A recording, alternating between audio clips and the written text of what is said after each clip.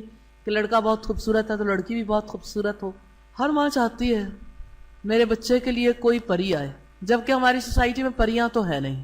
اب وہ جو پری دیکھنے والا معاملہ ہے اور شہزادہ گلفام دیکھنے والا معاملہ، کہ کوئی اپنی بیٹی کے لیے شہزادہ گلفام دیکھنا چاہے، تو شہزادے بھی اب نہیں ہیں اور پریاں بھی نہیں ہیں. تو ایسی صورت میں جو آسان ترین طریقہ ہے اور جو لانگ لاسٹنگ ہے اسی کو اختیار کرنا چاہیے. دینداری کی بنیاد پر نکاح کرنے چاہیے. باقی اگر کسی کو دین کے بعد کوئی مالدار ہے یا کسی کا حسن و جمال ہے تو یہ الگ معاملہ. رشتہ صرف ایک لمحے کی بات نہیں کہ شادی کے موقع پر جوڑا بیٹھا ہوا کیسا لگے گا، یا یہ کہ دونوں کی شکلیں باہم ملتی ہیں یا نہیں ملتی، یا یہ کہ ایک دوسرے کو سوٹ کرتے ہیں نہیں کرتے.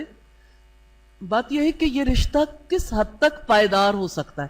تو پائیداری اخلاق اور دین کی وجہ سے آتی.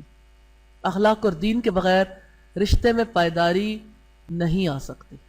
جب آپ صلی اللہ علیہ وسلم کے نکاح کے لیے سیدہ خدیجہ نے پیغام بھیجا.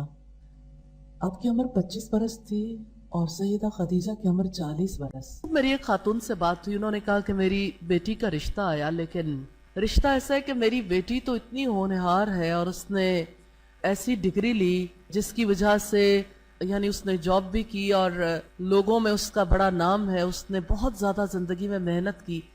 اب اگر میں اپنی فیملی میں سے آنے والے ایک ایسے رشتے کو دیکھوں کہ لڑکا صاحب اخلاق بھی ہے اور میں اسے بچپن سے جانتی ہوں، بہت زیادہ اچھا لڑکا ہے، لیکن اس کی تعلیم کم ہے. تو مجھ سے جب انہوں نے کہا کہ آپ اس رشتے کے بارے میں غور کریں تو میں نے کہا میں غور کیسے کر سکتی ہوں، دونوں کی تعلیم برابر نہیں ہے. مجھ سے وہ اس حوالے سے بات چیت کر رہی تھیں کہ کیا تعلیم برابر نہ ہو تو ایسی صورتحال میں بھی ہم سے پوچھ گچھ ہوگی اللہ تعالیٰ کی جانب سے.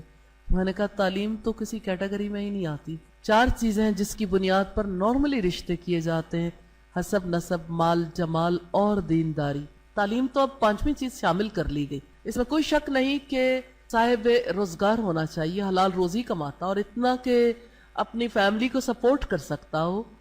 لیکن یہ ہے کہ اس بنیاد پر بیٹیوں کے رشتے نہ کرنا کہ ان کے برابر کا رشتہ ہوگا تو کریں گے ورنہ ٹھیک ہے پھر زندگی ایسے ہی گزار دیں، تو یہ ظلم ہے.